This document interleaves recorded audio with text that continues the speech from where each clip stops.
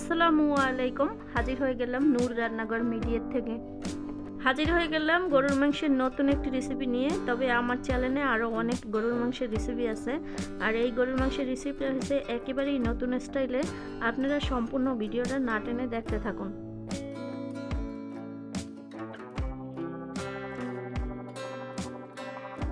এখানে আমি 2.5 কেজি মাংস নিয়েছি, আর আমি মাংসগুলো একটু বড় বড় পিস করে রেখেছি। আমি হাড় চর্বি সহই নিয়েছি, আর মাংসটা আমি ধুয়ে পানিটা ঝরিয়ে নিয়েছি।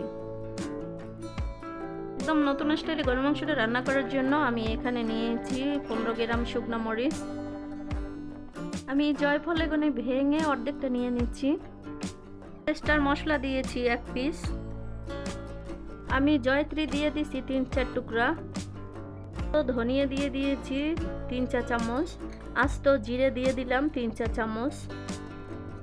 সাদা গোলমরিচ দিব 1 চা চামচ। আদা নিয়েছি 8 গ্রাম। রসুন 8 গ্রাম। আমি পানি দিয়ে সব মশলা ব্লেন্ডার করে নিব। একত্রে সব মশলা ব্লেন্ডার করে নিয়েছি। এবারে আমি এই মশলাগুলো মাংসের সাথে দিয়ে দিব।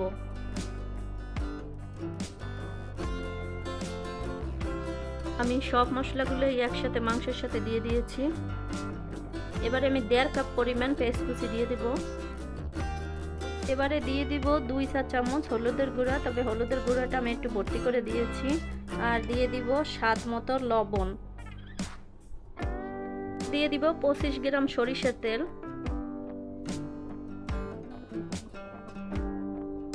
এবারে আমি সব মশলাগুলো মাংসের সাথে মিশিয়ে ভালো করে মাংসটা মেখে নিব। এভাবে একটু সময় নিয়ে মাংসটাকে এভাবে মেখে নিতে হবে, যাতে মশলাটা ভালো করে মাংসের সাথে মিশে যায়। আর একটু সময় নিয়ে এইভাবে হাত দিয়ে একটু মেখে নিলে মাংসের ভিতরে ভিতরে মশলাটা ঢুকে যায়। ভালো করে মশলাটা মিশিয়ে নিয়েছি সমান করে। এবারে আমি 10 মিনিটের জন্য ঢেকে রেখে দিব। এবার চলে আসলাম মূল রান্নায়। আমি তেল দিয়ে দিব 1.5 কাপ পরিমাণ।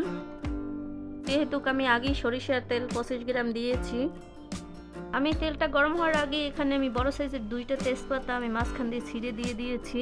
8 টুকরা এলাচ দিয়েছি, তবে মুখটা একটু ফেটিয়ে নিয়েছি। আর দিয়ে দিয়েছি এখানে 6 টুকরা দারচিনি। এখানে আমি 1.5 কাপ পরিমাণ পেঁয়াজ দিয়েছি।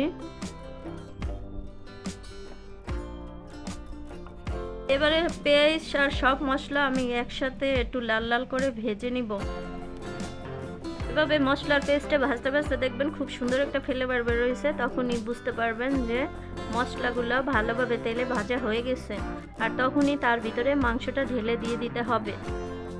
মাংসটা আমি ঢেলে দিয়ে দিয়েছি। এবারে আমি ভালো করে নেড়ে চেড়ে নিব। মাংসটা ভালো করে নেড়ে নিয়েছি। এবারে আমি 15 মিনিটের জন্য ঢেকে দিব। এর ভিতরে আর আমি ঢাকনা উঠাবো না। আমি 15 মিনিটের আগে আর ঢাকনা তুলি নেই, তবে এখন আমি ঢাকনাটা তুলে দেখলাম মাংসের ভিতরে অনেকটা পানি বের হয়েছে।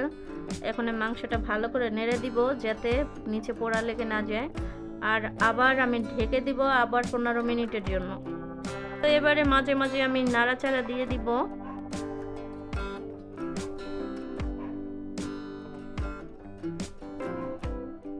এভাবে মাংসটা সিদ্ধ না হওয়া পর্যন্ত নেড়ে ছেড়ে যেতে হবে। মাংসটা খুবই ভালো করে আমি কষিয়ে নিয়েছি। আর এই মাংসটা এক সময় কষাতে কষাতে দেখা যাবে যে মাংসটা লাল হয়ে গেছে। তো তখনই বোঝা যাবে মশলাগুলো ভালোভাবে মাংসের সাথে মিশে গেছে আর কষানো হয়ে গেছে। মাংসটা আমি খুবই ভালো করে কষিয়ে নিয়েছি। এবারে আমি দিয়ে দিলাম 3টা আলু। আলুটা একটু মাঝারি সাইজের ছিল। আর আমরা বাঙালি, গরুর মাংসের ভিতরে আলু না হলে চলেই না। জন্য যতই ভালো মাংস হোক আলু একটু দিতেই হবে। এবারে আমি দিয়ে দিলাম পরিমাণ মতো পানি। আর পানিটা আপনাদের বুঝে শুনে দিতে হবে যে আপনারা ঝোল কতটা রাখবেন আর কতটা রাখবেন না। তো আমি এই মাংসটার ভিতরে ঝোল রাখবো আর ঝোল ঝোল করব। এই মাংসটা ঝোল ঝোল রাখলে খেতে খুবই ভালো লাগে। একটু স্বাদ হওয়ার জন্য দিয়ে দিলাম 8টা কাঁচামরিচ। আর এখানে দিয়ে দিলাম 1/2 চা চামচ ভাজা গরম মশলার গুঁড়া। আর দিয়ে দিলাম 1/2 চা চামচ ভাজা জিরার গুঁড়া। একটু ভালো করে নেড়ে ছেড়ে মশলাগুলো মিশিয়ে দিব। এই ঝোলটা আর শুকোবো না। আমি এবারে চুলাটা অফ করে দিব আর ঢেকে রেখে দিব 10 মিনিটের মতো। আমি এবারে মাংসটা একটা বাটির ভিতরে তুলে নিব। খুব সহজেই তৈরি হয়ে গেল আমার নতুন স্টাইলে গরুর মাংসের রেসিপি। এইভাবে বাগার দিয়ে গরুর মাংস রান্না করলে খেতে কিন্তু অসম্ভব মজা হয়। আশা করি মজার এই গরুর মাংসের রেসিপিটা আপনাদের ভালো লেগেছে। তো আজ এই পর্যন্তই, আবার হাজির হয়ে যাব নতুন কোনো রেসিপি নিয়ে। আল্লাহ হাফেজ।